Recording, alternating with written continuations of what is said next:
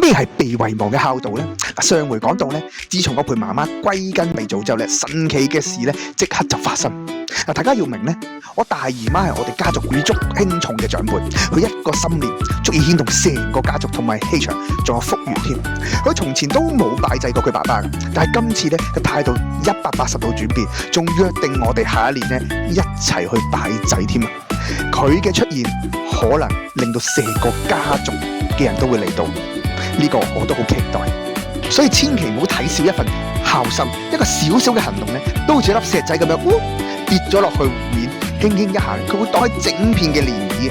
其實家族嘅傳承唔單止係靠男丁，女丁嘅血脈同樣都係不可或缺嘅根脈。當你血脈一歸位，孝心一接上，最後重量級嘅長輩一念帶動，成個家族嘅運勢福氣自然就會慢慢扭轉，節節向上啦。